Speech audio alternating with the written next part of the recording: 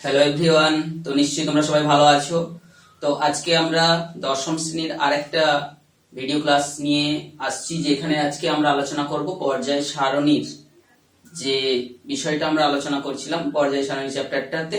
সেখানে বিভিন্ন পর্যায়গত ধর্ম এবং তাদের যে পর্যায় বৃত্ততা, এই সমস্ত বিষয়টা নিয়েই আমরা আলোচনাটা করব। তো তার আগে আমরা আগের ক্লাসে যে বিষয়টা নিয়ে আলোচনা করছিলাম এবং ভিডিওটা দীর্ঘ হওয়ার জন্য আমরা কিছু জিনিসগুলোকে যেখানে আলোচনা করতে আমরা পারিনি, সেই বিষয়গুলো হচ্ছে আলোচনায় চলে এসেছে একটু ছোট্ট করে। যে আধুনিক দীর্ঘ পর্যায় সারণী যে বর্ণনাটা আমরা করছিলাম, অর্থাৎ আধুনিক দীর্ঘ পর্যায় সারণীর যে বিভিন্ন শ্রেণীগত আলোচনাগুলো কিংবা বিভিন্ন পর্যায়ের আলোচনাগুলো করছিলাম, এবং সেখানে অবস্থিত বিভিন্ন পর্যায় বা বিভিন্ন শ্রেণীতে অবস্থিত মৌলগুলোর বিভিন্ন যদি নাম বা তাদের ধর্মগুলো নিয়ে কিছু প্রশ্ন পড়ে থাকে সেগুলো। তো এখানে আমরা যে বিষয়গুলো আগে আলোচনা করে নিয়েছি, বিভিন্ন শ্রেণীগুলোর বিভিন্ন নামকরণ আমরা করেছি এবং সেই বিভিন্ন শ্রেণীর প্রধান যে প্রতিনিধি স্থানীয় মৌলের উপর ভিত্তি করেও তাদের নাম রয়েছে। তো এখন তোমাদের অনেক সময় প্রশ্ন পড়ে, এমন একটি পর্যায়ের বা এমন একটি শ্রেণীর উল্লেখ করো পর্যায় সারণীতে অবস্থিত কত নম্বর শ্রেণী, যেখানটায় হচ্ছে কঠিন, তরল, গ্যাসীয় সমস্ত প্রকার মৌল বর্তমান থাকবে। তোমরা এখানে দেখতে পাবে 17 নম্বর পর্যায়টা শ্রেণীটাতে, যেখানে হ্যালোজেন মৌলের শ্রেণীগুলো আমরা পড়েছি। সেখানে রয়েছে fluorine, chlorine, bromine, iodine, astatine আর টেনেসিন। তো এদের মধ্যে আমরা জানি ফ্লোরিন, ক্লোরিন এটা হচ্ছে গ্যাসীয় উপাদান বা গ্যাসীয় মৌল। ব্রোমিন এটা হচ্ছে তরল, লাল বর্ণের তরল পদার্থ। আয়োডিন, অ্যাস্টাটিন এরা হচ্ছে তুলনামূলকভাবে কঠিন যে অবস্থায় এরা অবস্থান করে। তো এই হচ্ছে এমন একটা শ্রেণী যেখানে থাকে। আবার তোমাদের প্রশ্ন পড়বে, এমন একটি শ্রেণীর উল্লেখ করো যেখানে কিনা ধাতু আছে, অধাতু আছে, ধাতু কল্প রয়েছে, কুপরিবাহী রয়েছে। তো এখানে তোমরা 14 নম্বর যে শ্রেণীটা কার্বন পরিবার পড়েছো, সেখানে তোমরা পাবে সেই রকম একটা শ্রেণী যেখানে কার্বন মৌলটা এটা কিন্তু একটা কুপরিবাহী পদার্থের মতো আচরণ করে। আবার সিলিকন, জার্মেনিয়াম এরা আমরা জানি যে অর্ধ পরিবাহী, এবং সঙ্গে সঙ্গে আবার টিন, সীসা এরা হচ্ছে আবার ধাতব পদার্থ। তো একই শ্রেণীতে দেখতে পাচ্ছি ধাতু যেগুলো হচ্ছে সুপরিবাহী, অর্ধপরিবাহী, কুপরিবাহী এই রকমের পদার্থগুলো মৌলগুলো রয়েছে। আবার তোমরা যে 12 নম্বর শ্রেণী, যেটাকে আমরা সন্ধিগত মৌলের মধ্যেও ধরেছি, কিন্তু এদের আবার সন্ধিগত ধর্মগুলোর যে বৈশিষ্ট্য, অর্থাৎ একাধিক যোজ্যতা দেখানোর ক্ষমতা কিংবা হচ্ছে রঙিন যৌগ তৈরি করার ক্ষমতা, এই সমস্তগুলো এরা প্রদর্শন করে না। এই যে কোন নম্বর শ্রেণীর মৌলগুলো তোমরা জানবে, 12 নম্বর শ্রেণীর মৌলগুলো, এগুলোকে অনেক সময় সন্ধিগত মৌল হিসেবে ধরা হয় না। তারপরে আরো একটা বিষয় তোমাদের রয়েছে, যেমন ধরো তোমরা চলে আসবে 11 নম্বর শ্রেণী। এই 11 নম্বর শ্রেণীতে যে মৌলগুলো আছে না, সেগুলো হচ্ছে কপার, এজি মানে হচ্ছে আর্জেন্টাম বা রূপা, অরাম বা সোনা। এরা হচ্ছে কিন্তু মুদ্রা ধাতু বলা হয়। তাহলে কত নম্বর শ্রেণীর মৌলগুলোকে মুদ্রা? কারণ বিভিন্ন সময় আমরা জানি যে বিভিন্ন ইতিহাসে আমরা পড়েছি সোনার মুদ্রা, তামার মুদ্রা, রূপার মুদ্রা প্রচলন করেছিলেন বিভিন্ন সম্রাট, রাজা বা সুলতানেরা। তো এই সেই হচ্ছে মুদ্রা ধাতুর শ্রেণী। তারপরে তোমরা আরো জানবে যে ইউরেনিয়াম, যে বর্তমান যে সমাজে বা বিশ্বে যাদের কাছে ইউরেনিয়ামের ভান্ডার রয়েছে, তারাই হচ্ছে শক্তিধর দেশ। কারণ এই ইউরেনিয়াম নিয়ে তোমরা জানো যে বিভিন্ন যে নিউক্লিয় বোমা তৈরি করার বা পারমাণবিক বোমা তৈরি করা হয়ে থাকে, সেই ইউরেনিয়াম মৌলটা আমরা জানি অ্যাক্টিনাইড শ্রেণীর মধ্যে অবস্থিত, 92 পারমাণবিক ক্রমাঙ্কের এই যে মৌলটি। তো এই ইউরেনিয়ামের উপরের সমস্ত মৌলগুলো, এইগুলোকে বলা হয় ইউরেনিয়ামোত্তর মৌল বা ইউরেনিয়ামোত্তর মৌল। এদের হচ্ছে সাধারণত সবাই হয়ে থাকে তেজস্ক্রিয়। তেজস্ক্রিয় বিষয়টা তোমরা নিশ্চয়ই জানো যে পরমাণুর নিউক্লিয়াসটা ভেঙে গিয়ে সেখান থেকে অবিরত আলফা, বিটা, গামা কণা নির্গত হয়ে থাকে, ট্রান্স ইউরেনিয়াম এলিমেন্টস। এইগুলো হচ্ছে কিন্তু প্রকৃতিতে স্থায়ী নয়, এদেরকে কৃত্রিম ভাবে তৈরি করা গেছে। তো এইগুলো হচ্ছে কিন্তু ইউরেনিয়ামোত্তর সমস্ত বিভিন্ন মৌল। তাছাড়া আমরা পর্যায় সারণীতে অবস্থিত যে হাইড্রোজেন একটা গুরুত্বপূর্ণ মৌল, যেটাকে আমরা দুষ্ট মৌল বলেও বলেছি, সেটা তোমরা 1 নম্বর পর্যায়ের সঙ্গে কি কি এর মিল থাকার জন্য রাখা হয়েছে, কিংবা 17 নম্বর যে হ্যালোজেন মৌলগুলোর সঙ্গে কি কি মিল, তার যোজ্যতা, তার আয়নন ক্ষমতা, তার যৌগ তৈরি করে কি ধরনের যৌগ তৈরি করে তার ক্ষমতা, এইগুলোর উপর ভিত্তি করে যে 2 জায়গায় তাদের রাখার উপর ভিত্তি করে। এছাড়া তোমরা বিভিন্ন যে মৌলগুলোকে বিভিন্ন সময়ে পড়ে থাকবে, যে প্লাটিনাম ইরিডিয়ামের সংকর ধাতু দিয়ে যে কিলোগ্রাম বাটখারা বা মিটার দৈর্ঘ্যের যে মাপ তোমরা প্রথম চ্যাপ্টারে পড়েছিলে, সেই প্লাটিনাম এবং ইরিডিয়াম তোমরা ভালো করে মনে রাখবে, এদের পারমাণবিক ক্রমাঙ্কগুলো 77 এবং 78। প্লাটিনিয়াম, ইরিডিয়াম এই সংকর ধাতু। কখনো তোমরা যে বিভিন্ন রাসায়নিক বিক্রিয়াতে যে সমস্ত অনুঘটকগুলোর ব্যবহার তোমরা করতে দেখবে, সেখানে তোমরা কখনো হচ্ছে রোডিয়াম, প্লাটিনাম, রোডিয়াম, যাদের পারমাণবিক ক্রমাঙ্ক 45 কিংবা 78, প্লাটিনাম, রোডিয়াম। কখনো নিকেলকে তোমরা পাবে, যে বিশেষ করে যখন জৈব যৌগের বিভিন্ন বিক্রিয়াতে তোমরা এখানটায় সেগুলোকে পাবে।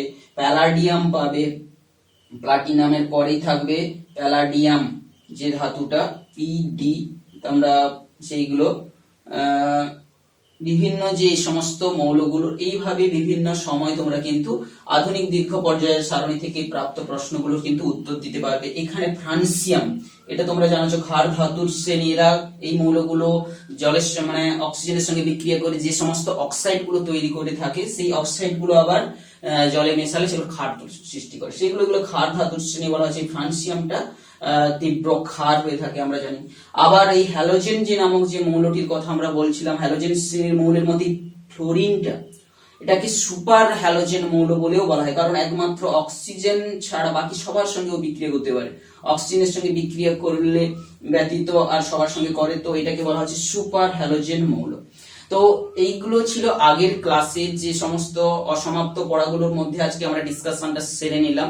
তো আজকের বিষয়টা হচ্ছে কিন্তু আজকের আলোচনার বিষয় যেটা আমরা বলেছিলাম প্রথমে ভিডিওর শুরুতেই, যে আজকে যেটা আমরা আলোচনা করব সেগুলো হচ্ছে কি বিভিন্ন মৌলের যে পর্যায় সারণীগুলোকে আমরা রেখেছি, সেই পর্যায়গত বরাবর বা পর্যায়গত ধর্মগুলো কি কি বিভিন্ন মৌলগুলোর।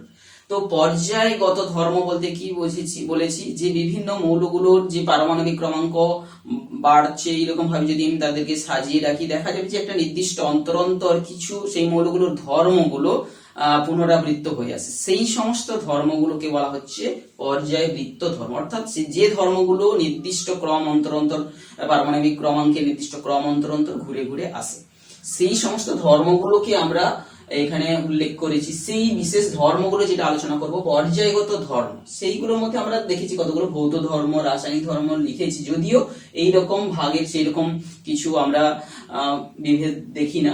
ভৌত ধর্ম হোক, রাসায়নিক ধর্ম হোক, যে ধর্মগুলো পর্যাবৃত্ত হয় সেইগুলো হচ্ছে পরমাণুর আকার। পরমাণুর আকারটা কি ধরনের?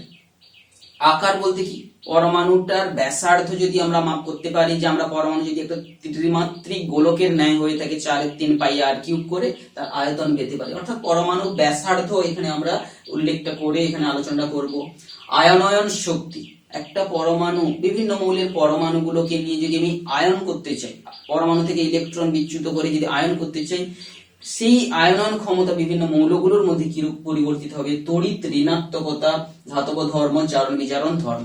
তো এই যে ধর্মগুলোকে আমরা পর্যায়গত ধর্ম বলে বলছি, এই পর্যায়গত ধর্ম নয় সেই কোন ধর্মগুলো পর্যায়গত ভাবে পরিবর্তিত হয় না, সেই ধর্মগুলো আবার দেখো তোমরা জানবে তেজস্ক্রিয়তা, চৌম্বক ধর্ম, এইগুলো কিন্তু পর্যায়গত ধর্ম নয় মৌলগুলো। আবার মৌলগুলো একত্রে অবস্থান, ধরো একই মৌলিক পদার্থটা যদি নিয়ে থাকি, সেই মৌলিক পদার্থের আবার যে ঘনত্ব, অর্থাৎ মৌলিক পদার্থ যদি বলে থাকি তার ক্ষেত্রে ঘনত্ব, আর এমনি যদি মৌল বলে থাকি তাদের মধ্যে তেজস্ক্রিয়তা, চৌম্বক ধর্ম, এইগুলো কিন্তু আবার পর্যায়বৃত্ত ধর্ম নয়।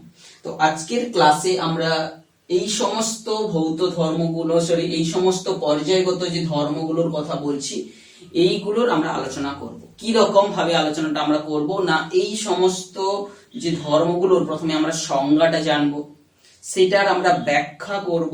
দ্বিতীয়ত সেই সমস্ত ধর্মগুলোকে পরিমাপকারী কোনো যদি একক হয়ে থাকে, সেই এককগুলোকেও জানবো, এবং পর্যায় এবং শ্রেণী বরাবর তাদের যে পরিবর্তনগুলো, এই ধর্মগুলোর পরিবর্তনটা আমরা আলোচনা করব। এবং আর হচ্ছে ওই ধর্মের কিছু যদি ব্যতিক্রম থেকে থাকে, অর্থাৎ পর্যায় এবং শ্রেণী বরাবর যে আমরা পরিবর্তনটা আলোচনা করব, পর্যায় সারণীর মধ্যে কোনো ব্যতিক্রম কোথাও থেকে থাকে কিনা, তাছাড়া লেখচিত্রগত ভাবে ওই ধর্মটাকে পারমাণবিক ক্রমাঙ্ক বৃদ্ধির সঙ্গে সঙ্গে কিভাবে পরিবর্তিত হয় তার একটা লেখচিত্রগত আমরা আলোচনাটা এখানে করব। তো পর্যায়গত ধর্ম, পর্যায়বৃত্ত ধর্ম যেগুলোকে আমরা একের পর এক আলোচনা করব। প্রথমে চলে আসছি পরমাণুর আকারটা নিয়ে। ফার্স্ট আমরা আলোচনা করব হচ্ছে পরমাণুর আকার। আমরা কি বললাম? পরমাণুর ব্যাসার্ধ, এটা কি আমরা তার আকার হিসাবে ধরব। এখন পরমাণুগুলো কিন্তু অত্যন্ত সক্রিয় এবং তারা কিন্তু প্রকৃতিতে এককভাবে খুব কম সংখ্যক মৌলের ক্ষেত্রে তারা থাকে। বেশিরভাগ ক্ষেত্রে পরমাণুগুলো কিন্তু জুড়ে গিয়ে বিভিন্ন একই পদার্থের হতে পারে, জুড়ে গিয়ে তারা যৌগ তৈরি করে। তো সেই যৌগের মধ্যে যে অণুর মধ্যে তারা অবস্থান করে, তাই এককভাবে আমাদের পরমাণুর আকার নির্ণয় অর্থাৎ কি তাদের ব্যাসার্ধ নির্ণয়টা কোনো একক পরমাণুর ক্ষেত্রে ব্যাসার্ধ নির্ণয়টা করাটা কঠিন।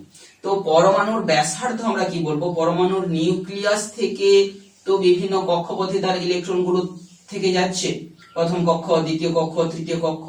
তো কোনো একটা মৌলের তার যদি আমরা পরমাণুটার ইলেকট্রন বিন্যাস করি এবং তার সর্বশেষ ইলেকট্রনটা যেই কক্ষপথে থাকছে, তো সেই কক্ষপথ থেকে নিউক্লিয়াসের যে দূরত্ব, এটা হচ্ছে যদি সেই মৌলটির সর্বশেষ কক্ষপথ হয়ে থাকে, সেই সর্বশেষ কক্ষপথ থেকে নিউক্লিয়াসের এই যে দূরত্ব, সেটাকেই বলা হবে ওই পরমাণুর ব্যাসার্ধ। তাহলে পরমাণুর ব্যাসার্ধটা নির্ণয় করা হয়ে থাকে নিউক্লিয়াস থেকে সর্বশেষ কক্ষপথের দূরত্বটাকে। তো এখন আমরা বলছি ব্যাসার্ধ নির্ণয়ের অসুবিধাটাও রয়েছে।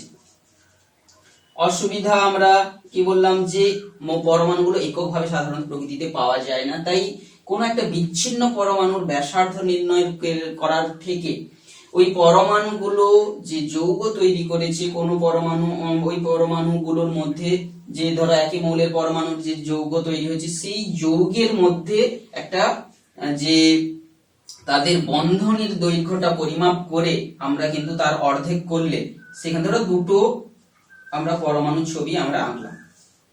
এখানে যদিও তারা একই হবে, এই যে দুটো পরমাণুর মাঝের দূরত্ব, একই মৌলের দুটো পরমাণু মিলে যে অণুটা তৈরি হয়েছে, তো এই ক্ষেত্রে আরেকটা বাড়িয়ে দিচ্ছি, কক্ষপথটাকে বাড়িয়ে দিচ্ছি, যেহেতু কক্ষপথ এরও আছে, এটা নিউক্লিয়াস ছিল 1 1 2 3।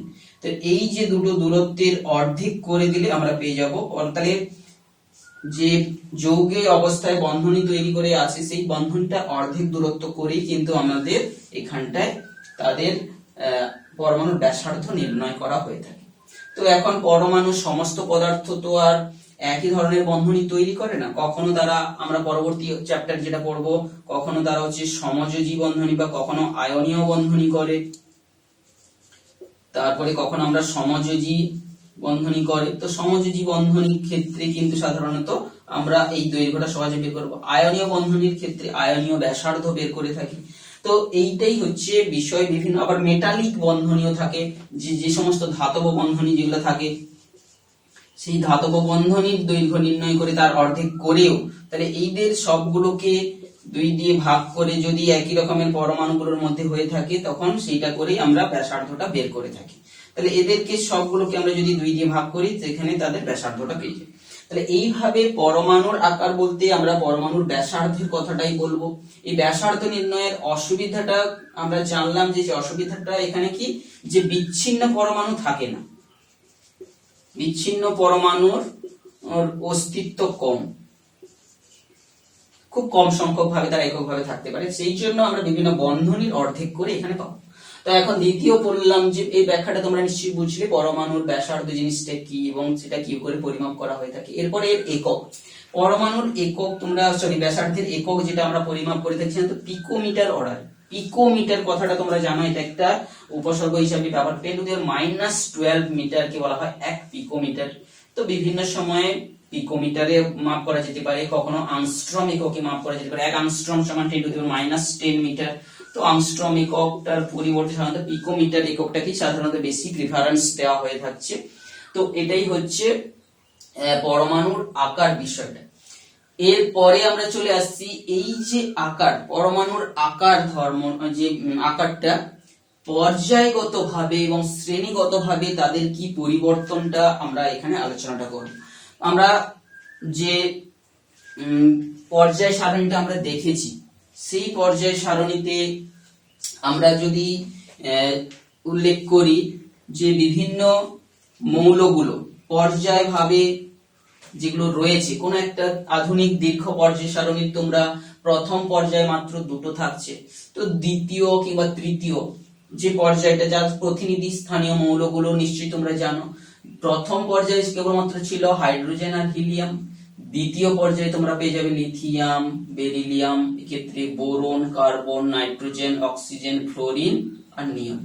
তো এইরকম ভাবে যে প্রতিনিধি স্থানীয় মৌলগুলো কিংবা কোনো, তাহলে এই আমি যদি 2 নম্বর পর্যায়ে প্রতিনিধি স্থানীয় মৌলগুলোর আমি যদি ক্রম পর্যায়ে তাদের পারমাণবিক আকারটাকে দেখি, কিংবা 3 নম্বর পর্যায়ে যে মৌলগুলো রয়েছে যেমন sodium, magnesium, aluminium, silicon, phosphorus, sulphur, chlorine, তারপর হচ্ছে আর্গন, এইভাবে এই মৌলগুলো, এদেরও যদি আমি তাদের পরমাণুর আকারটাকে দেখে থাকি, দেখবো যে পর্যায় সারণীর একই পর্যায়ের বাম দিক থেকে ডান দিকে গেলে পরমাণুর আকারটা ধীরে ধীরে ছোট হতে থাকছে। তো একটা তথ্য তোমাদের বিভিন্ন বইতে দেওয়া থাকছে, পিকোমিটার অর্ডারে ধরো এই 3 নম্বর পর্যায়ে বিভিন্ন মৌলগুলোর যে পারমাণবিক ব্যাসার্ধ। এখন তোমরা এখানে একটা ব্যতিক্রমও লক্ষ্য করবে, তো পরমাণুর যে ব্যাসার্ধ গুলো একই পর্যায় বরাবর কমতে থাকে, যে পরমাণুর ব্যাসার্ধ একই পর্যায় বরাবর বাম দিক থেকে ডান দিকে যাবে, তোমরা দেখবে কমতে থাকছে। ঠিক সে কি একই রকম ভাবে বিভিন্ন পর্যায়ের যে মৌলগুলো, যেমন একই শ্রেণীর বরাবর তোমরা মৌলগুলো ধরো, দেখো 1 নম্বর শ্রেণীর বিভিন্ন মৌলগুলোকে তোমরা ধরে নাও, যেমন লিথিয়াম, সোডিয়াম, পটাশিয়াম, তারপরে হচ্ছে sodium, potassium, rubidium, caesium, francium, এই সমস্ত মৌল আমরা বিশেষ করে ওই প্রতিনিধি স্থানীয় মৌল কিংবা যে যে প্রকৃতিতে বেশি সর্বোচ্চ পাওয়া যায় সেই মৌলগুলোর আমরা এই পর্যায়বৃত্তটা একটু আলোচনা করব। মৌলের এই পরমাণুর আকারটাকে, এই ধর্মটাকে নিয়ে তোমরা এখন দেখো যে আমি যদি ওই পরমাণুর আকার, আমি কি বললাম, একই পর্যায় বরাবর বাম দিক থেকে ডান দিকে গেলে কমতে থাকে, আর একই শ্রেণী বরাবর উপর থেকে নিচের দিকে গেলে বাড়তে থাকে। তো এখন তোমরা যদি এই বিষয়টা কিভাবে বাড়তে থাকে, কেন বাড়তে থাকে, তার কারণটা যদি দেখে নাও, সেটা আমরা যদি মনে করো সোডিয়াম মৌলটি, সোডিয়ামে তার পারমাণবিক ক্রমাঙ্ক কত? 11। তো এখন 11 মৌলটির পারমাণবিক ক্রমাঙ্ক যদি তোমরা দেখো, এটা আমি নিউক্লিয়াস বাদ দিই, প্রথম কক্ষপথ, দ্বিতীয় কক্ষপথ, তৃতীয় কক্ষপথ, তাহলে 2, 8, 2, 10, 11। এরপরে তোমরা দেখো ম্যাগনেসিয়াম, ম্যাগনেসিয়ামের সংকেত ধরো তোমরা মনে করছো এর 12টার মধ্যে দেখো, তাহলে প্রথম কক্ষতে 2টো, তারপরেরটাতে 8টা, তারপরেরটাতে থাকবে 2টো, তাহলে 2, 8, 2। তাহলে এইভাবে দেখতে পাচ্ছ। তারপরে আমি যদি অ্যালুমিনিয়ামে চলে আসি, অ্যালুমিনিয়াম মৌলটির পারমাণবিক ক্রমাঙ্ক 13, 2টো, 8টা, 3টে, তাহলে 2, 8, 3। তো আমরা একটু ছবিগুলোকে আমাদের রেজাল্টের পর মতো করেই আঁকছি, তারপরে ব্যাখ্যাতে আসছি। তারপরে সিলিকনে তোমরা দেখো, সিলিকনের হচ্ছে 14, 2, 8, 4। তারপরে চলে আসছো ফসফরাস, যেখানে পাবে 2, 8, 10, 5, 15। তাহলে এইভাবে 2, তাহলে 2, 8, 4, 2, 8, 5, এইভাবে আঁকতে আঁকতে তোমরা যদি যাও, ফসফরাসের পর তোমরা দেখতে পাচ্ছ আছে সালফার 16, সালফারের 2, 8, 6। তারপরে হচ্ছে ক্লোরিন, তারপর ক্লোরিন হচ্ছে 17, 2, 8, 7। তো আমরা এইভাবে একটা ছবি আমরা পরমাণুর ধরো ত্রিমাত্রিক চিত্র একটা এঁকে দেখাচ্ছি। দেখতে পাচ্ছ যে একই যে তার সর্ববহিষ্ঠ কক্ষ সংখ্যা হচ্ছে যেটা হচ্ছে নির্দেশ করে দেয় হচ্ছে তার পর্যায় সংখ্যা, সেই কক্ষপথের সংখ্যা দেখতে পাচ্ছ 1 2 3 নম্বর কক্ষপথ সবার ক্ষেত্রেই রয়েছে। এখন ধীরে ধীরে বহিষ্ঠ কক্ষপথে ইলেকট্রন সংখ্যা দেখো 1 থেকে বাড়তে বাড়তে 2 3 4 5 6 7 হয়েছে, অর্থাৎ নিউক্লিয়াসের ভেতরের প্রোটন সংখ্যা বাড়ছে এবং একটা নির্দিষ্ট দূরত্বে বেশি ইলেকট্রন সংখ্যা বাড়ছে, তাহলে আকর্ষণ বাড়বে। নিউক্লিয়াসের সঙ্গে ইলেকট্রনের বহিষ্ঠ কক্ষের ইলেকট্রনের উপর আকর্ষণ বাড়া মানে কি হবে, পরমাণুগুলো ধীরে ধীরে ছোট হতে থাকবে, অর্থাৎ পরমাণুগুলোর ব্যাসার্ধ ধীরে ধীরে ছোট হয়। সেই দিক থেকে ধরতে গেলে পরমাণুর ব্যাসার্ধ, সোডিয়ামের যদি রেডিয়াস অফ সোডিয়াম বলে থাকি, রেডিয়াস অফ ম্যাগনেসিয়ামটা তার থেকে একটু ছোট হবে, অ্যালুমিনিয়ামটা একটু ছোট হতে হতে এইভাবে ব্যাসার্ধটা কিন্তু সবচেয়ে ছোট হয়ে যাবে হচ্ছে ক্লোরিনের। কারণ যদিও চিত্রগতভাবে তোমাদের বুঝতে অসুবিধা হচ্ছে, বোঝা গেল ব্যাপারটা, নিউক্লিয়াসের প্রোটন সংখ্যা সবসময় বাড়ছে, বাইরে এক কক্ষপথ সংখ্যা সেই 3 কে 3, কিন্তু বাইরের কক্ষে ইলেকট্রন সংখ্যা বাড়ছে। তো ইলেকট্রনের উপর প্রোটনের আকর্ষণ বাড়ার জন্য কি হবে, এরা আকৃতিতে ছোট হবে। এইভাবে ব্যাসার্ধ বরাবর অর্থাৎ পরমাণুর যে পর্যায় বরাবর বাম থেকে ডান দিকে গেলে পরমাণুর আকার কিন্তু ছোট হতে থাকবে। তো এখন একটা জিনিস আমরা আর্গন, যদি নিষ্ক্রিয় মৌলগুলোর ক্ষেত্রে আমরা ধরি, যেখানে আর্গনটার পারমাণবিক ক্রমাঙ্ক আমরা জানি যে 18, তার ক্ষেত্রে কিন্তু হয়ে যাবে 2 8 2 10 আর 8 18। তাহলে এক্ষেত্রে পরমাণুর নিউক্লিয়াসটার পরমাণুর আকৃতি কিন্তু একটু বড় হবে, কারণ আমরা পরমাণুর ব্যাসার্ধ কিভাবে নির্ণয় করা হয় তোমাদের বলেছি, যে অন্য কোনো যৌগের সঙ্গে জুড়ে আছে সেই অবস্থায় বন্ধনের দৈর্ঘ্য মেপে নিয়ে তাকে অর্ধেক করে। এখন এই সমস্ত মৌলগুলো তো এককভাবে অবস্থান করে, কারোর সঙ্গে যুক্ত হয় না, এবং এরা হচ্ছে নোবেল যে এলিমেন্ট, অর্থাৎ যে এরা কারোর সঙ্গে বিক্রিয়া করে না, তাদের এদের হচ্ছে একটা ব্যতিক্রমী এদের হচ্ছে ধর্ম দেখা যায়, যেটাকে বলা হচ্ছে হঠাৎ করে এদের দৈর্ঘ্য বেড়েছে। তাহলে এই রকম ভাবে পর্যায়গত ভাবে আমাদের ব্যাসার্ধের যে পরিবর্তনটা জানলে, এখন যদি আমরা একটা শ্রেণী বরাবর ধরি, তো এর আগে আমরা ধরো লিথিয়াম মৌলটার ছবিটা একটু এঁকে নিই। লিথিয়ামের পারমাণবিক ক্রমাঙ্ক তোমরা জানো যে 3, তাহলে 3 সেই অনুযায়ী আমরা প্রথম কক্ষে 2, পরেরটা 1, তাহলে কক্ষপথ সংখ্যা 2 হবে। সোডিয়ামের পর যদি পটাশিয়ামের ছবিটা তোমরা আঁকো, পটাশিয়ামের ক্ষেত্রে কিন্তু 19, তো 19 এর মধ্যে 2 8 8 1, তো এই ক্ষেত্রে কক্ষপথ সংখ্যা সবার এখানে কক্ষপথ সংখ্যা বাড়ছে, এখানে 4টা কক্ষপথ, তাহলে প্রথমটায় 2 কক্ষপথ, এরপরে তৃতীয় 3টা কক্ষপথ 4টা। পটাশিয়ামের পর রুবিডিয়ামে যদি তোমরা চলে এসো, রুবিডিয়ামের এইভাবে যদি দেখো, প্রথমে 2 8টা 18টা 2 8, রুবিডিয়াম যার পারমাণবিক ক্রমাঙ্ক 37, 2 8 18 18 10 8 8 16 18, তারপরে হচ্ছে 1 যদি করো কত হচ্ছে 10, 18 10 28, 8 36, তারপরে হচ্ছে 1। তো এইভাবে তোমরা দেখতে পাচ্ছ যে সর্ববহিষ্ঠ কক্ষে একটা করেই ইলেকট্রন থাকছে 1 নম্বর যে গ্রুপের মৌলগুলোর ক্ষেত্রে, কিন্তু তাদের নিউক্লিয়াস থেকে তাদের কক্ষপথ সংখ্যা বাড়ার দরুন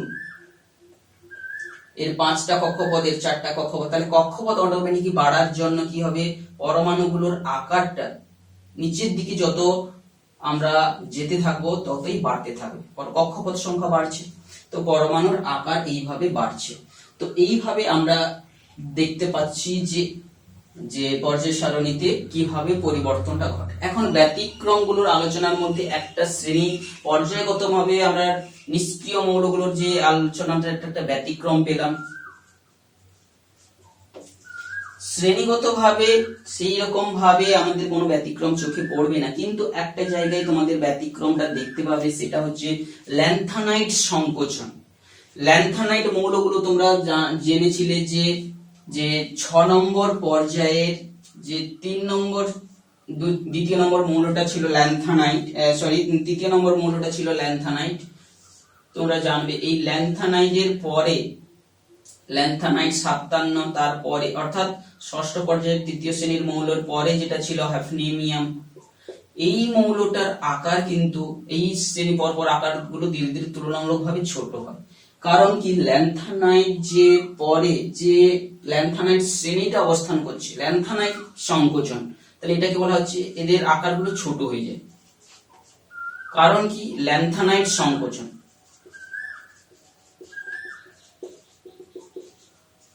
ল্যান্থানাইট সংকোচনটা কি জিনিস আমরা জানি। ল্যান্থানাইট যে পরে যে মৌলগুলো ল্যান্থানাইট শ্রেণীতে অবস্থান করছে সেই মৌলগুলোর ক্ষেত্রে কি 4f1214, অর্থাৎ এই এফ কক্ষপথে উপকক্ষে যখন ইলেকট্রনগুলো ঢুকতে থাকে, তো এটা একটা দুর্বল ভাবে থাকার জন্য, একটা শিল্ডিং তৈরি করে থাকার জন্য বাইরের যে ইলেকট্রনগুলোর প্রতি তাদের আকর্ষণ বেশি হয়ে এটা সংকোচন ঘটে থাকে। একে বলা হচ্ছে ল্যান্থানাইট সংকোচন। অর্থাৎ কি বললাম, যে দুর্বল 4f দুর্বল শিল্ডিং হয়ে থাকার কারণে যে আকর্ষণ বেড়ে যায়, তাই কিন্তু বা পরবর্তী মৌলগুলোর ক্ষেত্রে আকর্ষণ আকার তাদের ছোট হয়ে যায়। তো এই হচ্ছে আমাদের পরমাণুর যে দৈর্ঘ্য আকার সম্পর্কে যে ধর্মটার যে পরিবর্তন, তাকে পরমাণুর যে আকার বলতে কি বোঝায়, তার একক মাপা হয় কোন এককের সাহায্যে, তার পর্যায় বা শ্রেণীগত যে পরিবর্তনটা নিশ্চয়ই তোমরা একটা আলোচনাতে স্পষ্ট তোমরা বুঝলে। এখন পর্যায়গত যে আমরা লেখচিত্রের সাহায্যে প্রকাশটাকে আমরা যদি বোঝার চেষ্টা করি, পারমাণবিক ক্রমাঙ্ক আর পরমাণুর ব্যাসার্ধ যদি তোমরা এদিকে উল্লেখ করো পিকোমিটার অর্ডারের, তো এখন তোমাদের যেটা দেখতে পাচ্ছিলে সবচেয়ে যারা হচ্ছে এই একই পর্যায়ের শেষের দিকে আছে সেই যে মৌলগুলো, ধরো মনে করো এখানে 10-এর কাছাকাছি পারমাণবিক ক্রমাঙ্ক 0 থেকে বেড়ে 10, 20, 30, 40, 50, 60, 70, 80, 90 আপাতত এরকম যাচ্ছে। তো আমরা ছোট করে দেখানোর জন্য তাহলে সবচেয়ে যে এই ক্লোরিনের আগে যে ফ্লোরিন 10-এর কাছাকাছি, তার পারমাণবিক অঙ্ক সবচেয়ে তার যে আকারটা সবচেয়ে ছোট হয়ে থাকে। তো সবচেয়ে বড় কার হবে ছোট, ধীরে ধীরে পরমাণুর যে ছোট, ধর একটা আমরা একটা আন্দাজ করে এঁকে দিচ্ছি, তারপরে বোঝাবো। তো সবচেয়ে বড় আকার হয়ে যাবে কার, তোমরা দেখতে পাবে যে ফ্রান্সিয়াম, তার হচ্ছে আকার সবচেয়ে বড় হবে। এই যে তরঙ্গ শীর্ষের মধ্যে এখানে আমরা পাবো ফ্রান্সিয়াম, এখানে আমরা কাকে পাবো, ফ্রান্সিয়ামের এখানে আগে আমরা পাবো লিথিয়াম, লিথিয়ামের পরে পাবো সোডিয়াম, তরঙ্গগুলোর শীর্ষতে সোডিয়াম, তারপরে পটাশিয়াম, তারপরে রুবিডিয়াম, তো মাঝখানে আর একটা শীর্ষ থাকবে, এটা ধরো মনে করো সিজিয়াম, আর হচ্ছে ফ্রান্সিয়াম। এইভাবে তোমরা তরঙ্গ শীর্ষগুলোকে একটু ছোট করে আঁকলে ভালো হতো, তরঙ্গ শীর্ষগুলো। আর যারা যারা মৌলগুলো সবচেয়ে কমে থাকবে, যে এটা হবে ফ্লোরিন, এটা হবে ফ্লোরিনের থেকে ক্লোরিন তো আর একটু বড় হবে, তো আমরা চলে আসছি ক্লোরিন তো 17-এর কাছাকাছি। তো এইখানটায় আমরা সংখ্যাগুলোকে একটু, তাহলে এটা হচ্ছে ক্লোরিন, তারপরে ব্রোমিন, তারপরে আয়োডিন, অ্যাস্টাটিন, এইরকম ভাবে আমরা নিচের যে অবস্থানগুলোতে আমরা পাবো হচ্ছে হ্যালোজেন মৌলগুলো, আর উপরের মৌলগুলোতে আমরা পাবো ক্ষার ধাতু গুলোকে আমরা পাবো। তো এটাই হচ্ছে লেখচিত্রগত ভাবে তাদের যে পরিবর্তনটা। তো যেখানে যেখানে ল্যান্থানাইট যে 57 মৌলটার কাছাকাছি, এইখানে একটা সংকোচন তোমরা কিন্তু পাবে, ল্যান্থানাইট সংকোচন অনেকক্ষণ ধরে এটা নিউক্লিয়াস এই কাছাকাছি থাকবে, ল্যান্থানাইট সংকোচন, এইখানে ল্যান্থানাইট সংকোচন গুলো হতে থাকবে।